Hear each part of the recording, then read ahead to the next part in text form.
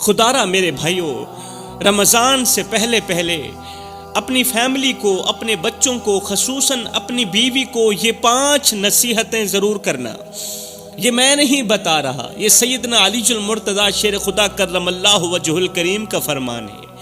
اگر تمہاری بیوی ان 5 گناہوں میں مبتلا رہی، اگر تم نے اپنی بیوی کو 5 نصیحتیں نہ کی تو یاد رکھنا تمہاری بیوی کو ہو سکتا ہے ثواب کی جگہ گناہ ملے، پھر تمہاری بیوی کی کوئی بھی عبادت قبول نہیں ہوگی، تمہارے بچوں کی کوئی بھی عبادت قبول نہیں ہوگی۔ کبھی سوچا ہے وہ لمحہ جب رمضان کا چاند نظر آئے گا، جب رحمتوں کی برسات ہوگی، جب جنت کے تمام دروازے کھول دیے جائیں گے اور جہنم کے تمام دروازے بند کر دیے جائیں گے، کبھی سوچا ہے تمہاری بیوی اس وقت کس حال میں ہوگی؟ اللہ اکبر!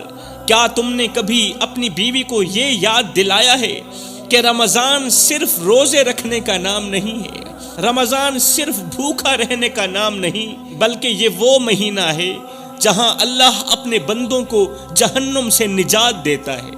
اللہ فرماتا ہے یقیناً وہی لوگ کامیاب ہوئے جنہوں نے اپنے نفس کو پاک کر لیا، اپنے اندر کو پاک کر لیا۔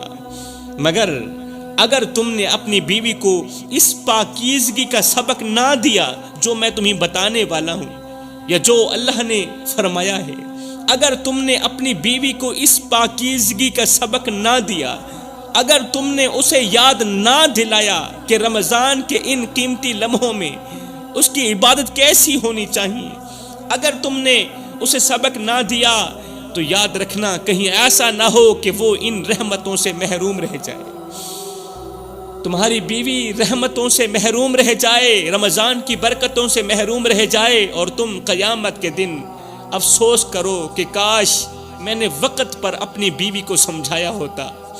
یاد رکھو میرے بھائیوں، عورت کے کردار کی مضبوطی پورے گھر کو جنت بنا سکتی ہے، یہ حقیقت ہے۔ عورت کے کردار کی مضبوطی، عورت کے حیا کی مضبوطی پورے گھر کو جنت بنا سکتی ہے، اور اس کی غفلت پورے خاندان کو گمراہی کے اندھیروں میں دھکیل سکتی ہے، یہ حقیقت ہے۔ کیونکہ عورت کا سب سے بڑا زیور اس کی حیا ہے، عورت کا سب سے بڑا زیور اس کی حیا ہے، اور مرد کی سب سے بڑی کامیابی اس کی نیک بیوی ہے، اس کی بیوی کی نیکی ہے۔ اگر تم نے اپنی بیوی کو وقت پر نہ سمجھایا، وقت پر سبق نہ دیا، وقت پر درس نہ دیا، اگر تم نے اسے نہ بتایا کہ رمضان کا ایک ایک لمحہ بہت زیادہ قیمتی ہے، سونے سے بھی زیادہ قیمتی ہے، ہیرے چاندی سے بھی زیادہ قیمتی ہے، تو پھر یاد رکھنا اس کا حساب تم سے بھی لیا جائے گا۔ کل قیامت کے دن بیوی کا حساب تم سے بھی لیا جائے گا، کیونکہ جس گھر میں دین نہیں وہاں دنیا بھی بے برکت ہو جاتی ہے، اور جس دل میں اللہ کا خوف نہ ہو وہاں سکون کبھی نہیں آتا۔ سوچو اگر تمہاری بیوی آج غفلت میں ہے، غفلت میں ڈوبی ہوئی ہے، اگر اس کی عبادت کمزور ہے، اگر وہ رمضان کی عظمت کو نہیں سمجھ پاتی، تو کیا تم اس کے لیے قیامت کے دن جواب دہ نہیں ہوگے؟ کیا اللہ تم سے جواب نہیں لے گا؟ کہیں ایسا نہ ہو کہ شیطان تمہیں بہلا کر غفلت میں ڈال دے، اور جب تم ہوش میں آؤ تو وقت نکل چکا ہو۔ حضرت سیدنا علی المرتضیٰ شیر خدا کرم اللہ وجہ الکریم سے پوچھا گیا، حضرت جلدی بتائیں وہ کون سی 5 نصیحتیں ہیں جو رمضان کے آنے سے پہلے پہلے اپنی فیملی کو کرنی چاہیے، بیوی کو کرنی چاہیے؟ سیدنا علی المرتضیٰ شیر خدا نے فرمایا، پہلی نصیحت بیوی کو حیا اور پاکیزگی کا درس دو۔ رمضان کے آنے سے پہلے پہلے تم پر لازم ہے، تم پر فرض ہے، رمضان کے آنے سے پہلے پہلے اپنی بیوی کو، اپنی ماں کو، اپنی بہن کو، اپنی بیٹی کو پاکیزگی کا درس ضرور دو، حیا اور پاکیزگی کا درس۔ اگر تمہاری بیوی رمضان میں بھی پردے سے غافل ہے، رمضان میں بھی ٹک ٹاک کی ویڈیو بناتی ہے، اگر وہ اپنی زبان کو بیہودہ باتوں سے نہیں روک رہی، اگر وہ اپنی نظریں جھکانے کے بجائے، حیا والی نظریں جھکانے کے بجائے دوسروں کو دیکھنے میں مصروف ہے، اگر تمہاری بیوی نظریں جھکانے کے بجائے دوسروں کو دیکھنے میں مصروف ہے تو جان لو کہ شیطان نے اس کے دل میں وسوسہ ڈال دیا ہے، کیونکہ اللہ کا فرمان ہے بے شک جو لوگ پاکیزگی اختیار کرتے ہیں اللہ ان سے بہت زیادہ محبت کرتا ہے۔ ہمیشہ اللہ تعالیٰ پاک لوگوں سے ہی محبت کرتا ہے۔ کیا تم نے کبھی بیوی کو بتایا کہ رمضان صرف کھانے پینے سے رکنے کا نام نہیں ہے، بھوکا رہنے کا نام نہیں ہے، پیاسا رہنے کا نام نہیں، بلکہ دل، نظر اور زبان کی پاکیزگی کا نام بھی ہے۔ یہ دل، نظر اور زبان کی پاکیزگی کا مہینہ ہے۔ کیا تم نے بیوی کو یاد دلایا کہ اگر اس نے رمضان میں بھی اپنی حیا کو محفوظ نہ رکھا، اگر تمہاری بیوی نے رمضان المبارک کے بابرکت مہینے میں بھی اپنی غیرت کو محفوظ نہ رکھا تو کیا وہ اللہ کی محبت حاصل کر سکے گی؟ اپنی بیویوں کو بتاؤ، بچوں کو بتاؤ، بیٹیوں کو بتاؤ، اگر تم نے رمضان میں بھی اپنی حیا کو محفوظ نہ رکھا تو پھر یاد رکھنا تم اللہ کی محبت کو ہرگز حاصل نہیں کر سکو گی۔ رمضان کے روزے رکھ کر بھی اللہ کی محبت کو نہیں پا سکو گی۔ میرے رسول کریم صلی اللہ علیہ وآلہ وسلم نے فرمایا حیا ایمان کا حصہ ہے، اور اگر عورت کی حیا ختم ہو گئی تو پھر اس کا ایمان بھی خطرے میں پڑ سکتا ہے۔ عورت کی حیا ختم ہو گئی تو عورت کا ایمان خطرے میں پڑ سکتا ہے، کیونکہ حیا ایمان کا حصہ ہے۔ حیا وہ روشنی ہے جو عورت کے کردار کو چمکا دیتی ہے۔ حیا وہ روشنی ہے جو تمہاری عورتوں کے کردار کو چمکا دیتی ہے، اور بے حیائی وہ اندھیرا ہے جو اس کے نصیب کو برباد کر دیتا ہے۔ اگر بیٹیوں کا اچھا نصیب چاہتے ہو، اگر بہنوں کا اچھا نصیب چاہتے ہو تو حیا کا درس دو۔ اگر تم نے اپنی بیوی کو یہ نہ بتایا کہ رمضان کا پہلا سبق ہی حیا ہے، رمضان کا پہلا سبق ہی حیا ہے، تو تم نے اس کا حق ادا نہیں کیا۔ اگر تم نے اپنی بیوی کو نہ بتایا، کیونکہ عورت کی سب سے بڑی عزت اس کی پاکیزگی ہے، اس کی پاک دامنی ہے، اور مرد کی سب سے بڑی ذمہ داری بیوی کی حفاظت ہے۔ کیا تم قیامت کے دن اس کی بے حیائی کے اعمال کا بوجھ اٹھانے کے لیے تیار ہو میرے بھائیو؟ کس کی بے حیائی؟ بیوی کی بے حیائی۔ کس کی بے حیائی؟ بہن کی بے حیائی۔ کس کی بے حیائی؟ بیٹی کی بے حیائی۔ اللہ اکبر! آپ حیران ہو رہے ہوں گے شاہ جی کس طرح کی باتیں کر رہے ہو، آپ کس طرح کی باتیں کر رہے ہیں۔ اللہ ماشاءاللہ ہر کسی کی بات نہیں کر رہا۔ آپ ٹک ٹاک کھولیں پھر دیکھنا کن کن کی بہنیں بے حیائی کی دلدل میں ڈوبی ہوئی ہیں۔ کیا تم قیامت کے دن اللہ کے حضور گواہی دو گے کہ تم نے اپنی بیوی کو رمضان میں پاکیزگی کا سبق دیا تھا، اپنے بچوں کو رمضان کے آنے سے پہلے پاکیزگی کا سبق تم نے دے دیا تھا، وہ عمل کریں نہ کریں؟ اگر دیا ہے تو تمہیں مبارک، اگر نہیں دیا تو پھر تمہیں خود بھی اس کی نافرمانی کا حساب دینا ہوگا۔ کس کی؟ بیوی کی۔ کس کی؟ بچوں کی۔ پرانے زمانے کی بات ہے کہ ایک عورت رہتی تھی، وہ اپنی حیا اور پاکیزگی کی وجہ سے بہت زیادہ مشہور تھی، مگر اس کا امتحان ابھی باقی تھا۔ اس کا شوہر ایک تاجر تھا جو ہر وقت سفر میں رہتا، اور وہ عورت اکیلی اپنے رب کے سائے میں زندگی گزار رہی تھی، آسمان کے نیچے زندگی گزار رہی تھی۔ وہ جب بھی بازار سے گزرتی لوگ اس کی عزت کی قسم کھاتے تھے، اس قدر نیک دل عورت تھی۔ کیونکہ عورت کی عزت اس کی چادر میں نہیں، یاد رکھنا، عورت کی عزت اس کی چادر میں نہیں، اس کی نیت میں ہوتی ہے۔ اور اگر نیت پاک ہو تو دنیا کا کوئی طوفان اسے گرا نہیں سکتا۔ لیکن آزمائش ہمیشہ پاکیزہ دلوں پر آتی ہے، نیک دلوں پر آتی ہے۔ ایک دن ایک ظالم حاکم کی نظر اس عورت پر پڑی، اسلام کی مقدس شہزادی پر پڑی۔ وہ اس کے حسن سے نہیں، اس کی حیات سے متاثر تھا، اس کی غیرت سے متاثر تھا۔ وہ جو ظالم حکمران تھا نا، ظالم حاکم تھا، اس نے اس نیک دل خوبصورت عورت کو دیکھا، دیکھتے ہی فریفتہ ہو بیٹھا۔ اللہ اکبر! کیونکہ وہ جانتا تھا کہ جو چیز دنیا میں کامیاب ہے وہی سب سے زیادہ قیمتی ہے۔ سب سے زیادہ قیمتی چیز ہوتی ہے وہ جو دنیا میں کامیاب ہے۔ اس نے ہر طریقے سے اس عورت کو خریدنے کی کوشش کی، خوبصورت عورت کو ہر طریقے سے خریدنے کی کوشش کی، دولت، طاقت، وعدے، حتیٰ کہ دھمکیاں بھی دی، مگر وہ عورت ایک چٹان کی طرح ایک ہی جگہ پر کھڑی رہی۔ وہ جانتی تھی کہ جو عورت دنیا کے خوف سے جھک جائے وہ اللہ کے ہاں کبھی بلند نہیں ہو سکتی۔ جو عورت دنیا کے ڈر سے جھک جائے نا، وہ کبھی بھی اللہ کے حضور بلند نہیں ہو سکتی۔ اور جو عورت اللہ کے خوف میں جینا سیکھ لے، دنیا اس کے قدموں میں گرنے پر مجبور ہو جاتی ہے۔ اللہ کے خوف میں جینا سیکھو تو صحیح، اللہ تعالیٰ ساری دنیا تمہارے قدموں میں ڈال دے گی۔ یہ سب دیکھ کر ظالم حاکم نے اسے قید کرنے کا حکم دے دیا۔ جب اس عورت نے ٹس سے مس ہی نہ کیا، بار بار انکار کرتی رہی کہ میں تم جیسے ظالم حاکم سے شادی کرنا گوارا نہیں کرتی، یہ سب کچھ سن کر، جان کر، دیکھ کر ظالم حاکم نے اسے قید کرنے کا حکم دے دیا۔ دن مہینوں میں بدلے مگر اس نے اپنی عزت پر آنچ نہ آنے دی۔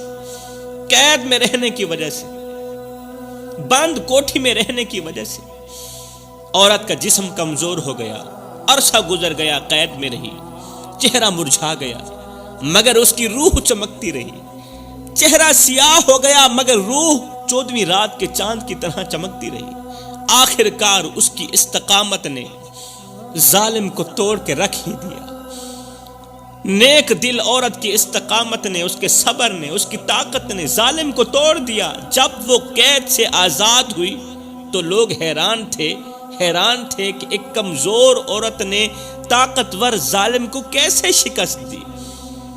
وہ عورت مسکرائی جب قید سے آزاد ہوئی نا، جب جیل سے باہر نکلی تو وہ عورت مسکرا کر کہنے لگی کہ عورت کی سب سے بڑی طاقت اس کا حسن نہیں، اس کی حیا ہوتی ہے۔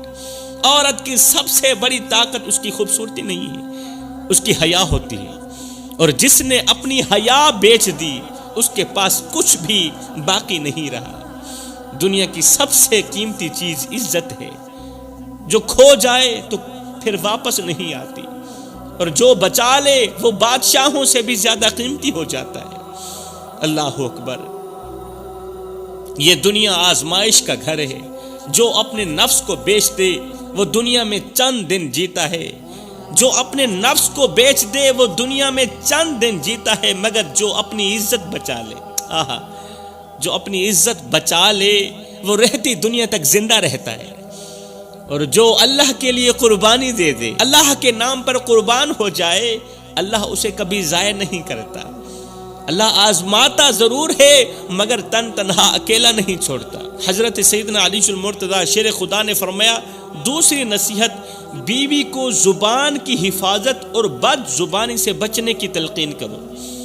اگر تمہاری بیوی رمضان میں بھی اپنی زبان کا غلط استعمال کر رہی ہے، اگر وہ دوسروں کی برائی میں وقت گزار رہی ہے، چغل خوری میں وقت گزار رہی ہے، اگر وہ بے مقصد باتوں، غیبت، طنز اور جھوٹ میں لگی ہوئی ہے، تو جان لو کہ وہ روزہ رکھ کر بھی اپنا ہی نقصان کر رہی ہے۔ سوچو، اگر وہ اپنے روزے کے دوران اپنی زبان کی حفاظت نہ کر سکی تو کیا وہ اللہ کی رحمت کی مستحق ہوگی؟ وہ رمضان کی برکتوں کی مستحق ہوگی جو اپنی زبان کی بھی حفاظت نہیں کر سکی؟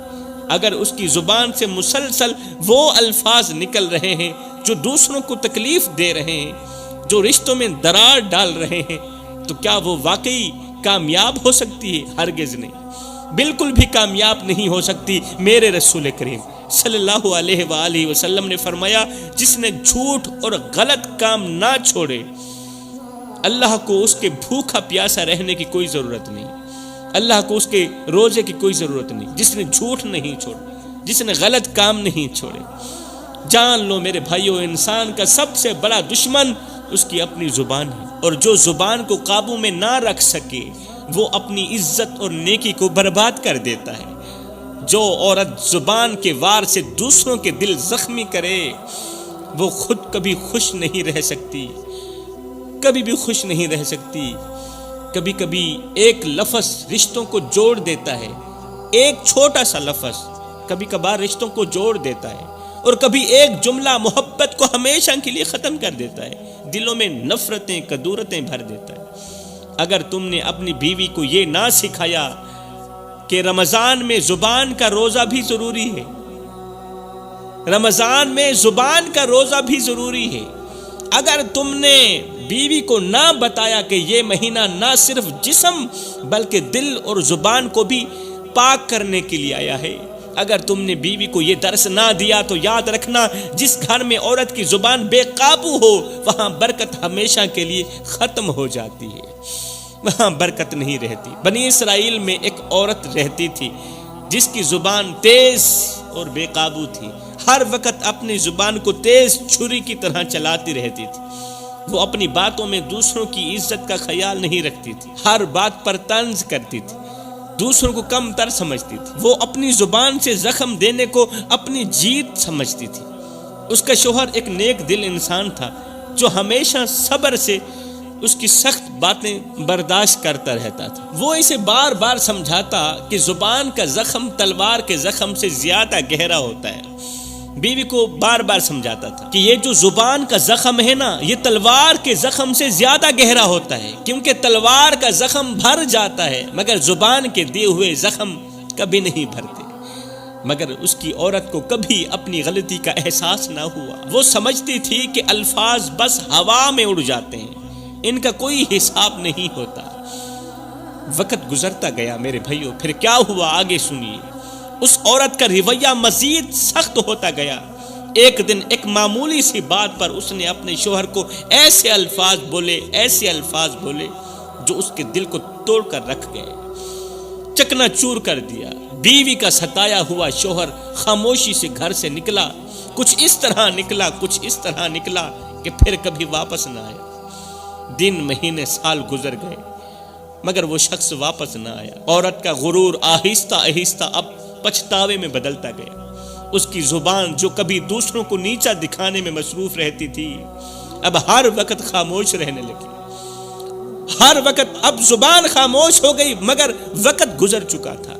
الفاظ جب زہر بن جائیں تو رشتے مرجھا جاتے ہیں، اور جب ندامت جاگتی ہے تو وقت سو چکا ہوتا ہے۔ سالوں بعد ایک دن وہ عورت قریبی بستی کے کنویں پر گئی جہاں اس نے کسی بوڑھے کو بیٹھے ہوئے دیکھا۔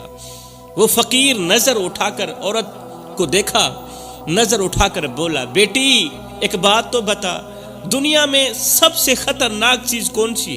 عورت نے جواب دیا، زہر ہے جو انسان کی جان لے لیتا ہے۔ دنیا میں خطرناک چیز زہر ہے جو انسان کی جان لے لیتا ہے۔ بوڑھے نے افسوس سے مسکرا کر کہا، نہیں بیٹی، سب سے بڑا زہر وہ الفاظ ہوتے ہیں جو دلوں کو مار دیتے ہیں، جو زندہ رشتوں کو مردہ بنا دیتے ہیں۔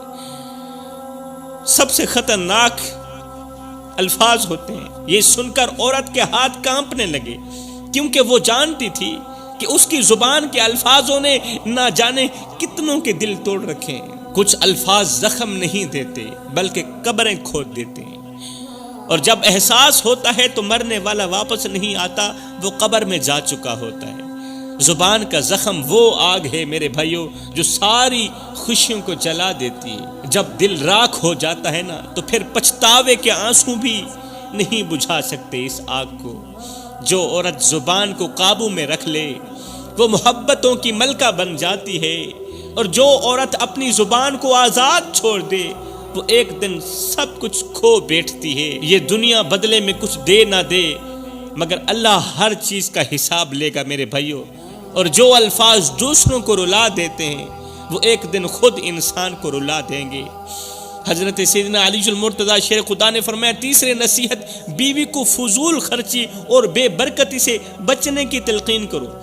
فضول خرچی سے اور بے برکتی سے بچنے کی تلقین کرو۔ اگر تمہاری بیوی رمضان میں بھی فضول خرچی کر رہی ہے، اگر وہ ہر چیز میں اسراف کرتی ہے، اگر اس کا دل دنیا کی زرق برق میں الجھا ہوا ہے، اور اگر وہ روزے کی برکتوں کو چھوڑ کر بازاروں میں بھاؤ تاؤ میں مصروف ہے، تو جان لو کہ وہ اپنے ہی ہاتھوں سے رحمتوں کو کھو رہی ہے۔ اللہ کا فرمان ہے کہ فضول خرچ کرنے والے شیطان کے بھائی ہیں۔ جان لو وہ عورت کبھی خوش نہیں رہ سکتی جو اپنی خواہشات کی غلام بن بیٹھی ہو، اور وہ گھر کبھی بابرکت نہیں ہو سکتا جہاں رزق کی قدر نہ کی جائے۔ جو عورت رمضان میں بھی فضول خرچی سے باز نہیں آتی وہ حقیقت میں اپنے گھر سے برکت کو خود نکال رہی ہوتی ہے۔ دولت ہمیشہ رہنے والی چیز نہیں میرے بھائیو، مگر برکت ہمیشہ رہنے والی چیز ہے۔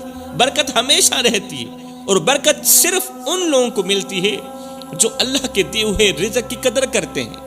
اگر تم نے اپنی بیوی کو یہ نہ سکھایا کہ رمضان قناعت، سادگی اور برکت کا مہینہ ہے، اگر تم نے اسے نہ روکا کہ وہ ہر چیز میں اسراف نہ کرے، تو یاد رکھو جس گھر میں نعمتوں کی قدر نہ ہو وہاں دولت آتی ہے مگر سکون نہیں آتا۔ دولت آتی ہے مگر سکون نہیں آتا۔ فرمایا چوتھی نصیحت، بیوی کو عبادت میں سستی اور وقت کے ضیاع سے بچنے کی تلقین کرو۔ بیوی عبادت میں سستی نہ کرے اور وقت ضائع بھی نہ کرے۔ اگر تمہاری بیوی رمضان کے مبارک مہینے میں بھی عبادت میں سستی کر رہی ہے، اگر وہ سحری کے بعد سونے میں وقت برباد کر دیتی ہے، خراٹے لینے میں وقت برباد کر دیتی ہے، اگر وہ دن بھر صرف گھر کے کاموں اور دنیاوی باتوں میں لگی رہتی ہے، اور اگر وہ راتوں کو تراویح اور تہجد کے بجائے فضول مشاغل میں گزار دیتی ہے وقت، تو جان لو کہ وہ اپنی قسمت کے بہترین لمحے ضائع کر رہی ہے۔ وہ اپنی قسمت کے بہترین لمحے موبائلوں کو دے رہی۔ ایک شخص تھا جو اپنی زندگی کی دوڑ میں آگے بڑھتا جا رہا تھا۔ وہ ہر چیز حاصل کر چکا تھا، مگر اس کے دل میں ایک بے نام سی بے چینی تھی۔ دولت، شہرت، عزت، ہر چیز اس کے پاس تھی، مگر ایک چیز کی ہمیشہ کمی محسوس ہوتی تھی، ایک ایسی کمی جس کا اسے خود بھی اندازہ نہیں تھا۔ وہ زندگی کے مزے لوٹتا جا رہا تھا، مگر اندر ہی اندر کسی انجانی کیفیت کا شکار تھا۔ ایک دن وہ اپنے دفتر میں بیٹھا ہوا تھا کہ اچانک اسے شدید سینے میں درد محسوس ہوا۔ دفتر میں بیٹھا ہے، اچانک سینے میں درد محسوس ہوا۔ وہ کرسی سے اٹھنے کی کوشش کرنے لگا، جلدی اٹھوں، کوئی گولی ٹکی کھاؤں، مگر جسم نے اس کا ساتھ چھوڑ دیا۔ چند لمحوں میں ہی ہر چیز دھندلی ہونے لگی۔ یہ شخص بے ہوش ہو گیا۔ تھوڑی دیر بعد جب اسے ہوش آیا تو یہ شخص ہسپتال میں پڑا تھا۔ خود کو ہسپتال میں پایا۔ ڈاکٹر نے اس کی طرف دیکھا اور کہا تمہیں دل کا شدید دورہ پڑا ہے، اور اگر کچھ دیر اور ہو جاتی تو شاید تم ہمیشہ کے لیے ختم ہو جاتے۔ یہ شخص حیرت اور خوف میں ڈوب گیا۔ وہ زندگی بھر دنیا کے پیچھے بھاگتا رہا، مگر آج جب زندگی خود اس کا ساتھ چھوڑنے کے قریب تھی تو اسے احساس ہوا کہ وہ کتنا خالی تھا۔ اس کے ہاتھ خالی تھے، اس کی آنکھوں سے آنسو بہنے لگے۔ وہ سوچنے لگا کہ اگر آج میں مر جاتا تو کیا لے کر جاتا، اچانک میں مر بھی جاتا تو ساتھ کیا لے کر جاتا؟ کیا میرے پاس کوئی ایسا عمل تھا جسے میں اللہ کے سامنے پیش کرتا اور وہ عمل میری بخشش کا ذریعہ بن جاتا؟ اسی لمحے نرس کمرے میں داخل ہوئی نا، اس نے پوچھا کیا تمہیں کچھ چاہیے؟ تو وہ بوجھل آواز میں بولا، درد بھری آواز میں بولا، ہاں مجھے کچھ چاہیے۔ نرس نے کہا کیا چیز چاہیے؟ کہا میں نماز پڑھنا چاہتا ہوں، مصلی لے کر آ۔ اس شخص کو حیرت سے دیکھا جسے وہ یقین نہ کر پا رہی ہو کہ ایک شخص جو پوری زندگی نماز سے دور رہا، روزے سے دور رہا، رمضان سے دور رہا، آج دوسری بار زندگی ملنے کے بعد فوراً وہ مصلی مانگ رہا ہے، مگر اب بہت دیر ہو چکی تھی۔ اس نے وضو کرنے کے لیے ہاتھ بڑھایا، مگر ہاتھوں میں سکت نہیں تھی۔ وہ سجدے میں سر جھکانے کے لیے اٹھنا چاہتا تھا، قیام کرنے کے لیے، رکوع کرنے کے لیے اٹھنا چاہتا تھا، مگر جسم میں حرکت نہیں تھی۔ وہ کانپتے لبوں سے بس یہی کہہ رہا تھا، یا اللہ مجھے ایک موقع اور دے دے، اللہ میں سجدہ کرنا چاہتا ہوں، مجھے ایک موقع اور دے دے، میں نماز پڑھنا چاہتا ہوں، مجھے ایک موقع اور دے دے۔ مگر وقت کسی کے لیے نہیں رکتا میرے بھائیوں۔ آنکھوں کے سامنے اندھیرا چھانے لگا، سانسیں بھاری ہونے لگی اور زندگی کی ریت ہاتھ سے پھسل گئی اور وہ بے بسی سے دیکھتا رہ گیا، مگر اب واپسی کا کوئی راستہ نہیں تھا۔ زندگی نے مہلت دی، ٹائم دیا، مگر اس نے نماز کو وقت نہ دیا۔ آج وقت نے موقع چھین لیا، وقت نے سب کچھ چھین لیا۔ آج وہ نماز کے لیے ترس رہا ہے، دنیا نے ہر کامیابی دے دی مگر آخرت کے لیے کچھ نہ چھوڑا۔ آج دنیا بھی ہاتھ سے جا رہی ہے اور آخرت بھی خالی ہے۔ دنیا بھی ہاتھ سے جا رہی ہے اور آخرت کے لیے بھی کچھ اکٹھا نہیں کیا۔ جب تک زندگی باقی ہے سجدے کر لو میرے بھائیو، نماز پڑھ لو، کیونکہ ایک دن ایسا آئے گا جب تم سجدہ کرنا چاہو گے مگر تمہارا جسم تمہارا ساتھ چھوڑ چکا ہوگا۔ نماز کو چھوڑنے والا شخص ہمیشہ کہتا ہے کہ کل پڑھ لوں گا، مگر اسے خبر نہیں کہ ایک دن وہ کل بھی نہیں آئے گا۔ حضرت سیدنا علی المرتضیٰ شیر خدا فرماتے ہیں، پانچویں نصیحت، بیوی کو دل کی پاکیزگی اور دوسروں کے حق میں خیر خواہی کی تلقین کرو۔ اگر تمہاری بیوی رمضان میں بھی دوسروں کے لیے حسد، بغض اور کینہ دل میں رکھے ہوئے ہے، اگر وہ دوسروں کی خوشیوں کو دیکھ کر جلن محسوس کرتی ہے، اگر وہ اپنے دل میں نفرتیں پالتی ہے اور دوسروں کو معاف نہیں کرتی، تو جان لو وہ روزہ رکھ کر بھی صرف بھوکی پیاسی رہ رہی ہے مگر روزے کا ثواب نہیں ملے گا۔ میں دعا کرتا ہوں اللہ تعالی ہمیں رمضان کا ادب و احترام کرنے کی توفیق عطا فرمائے، آمین۔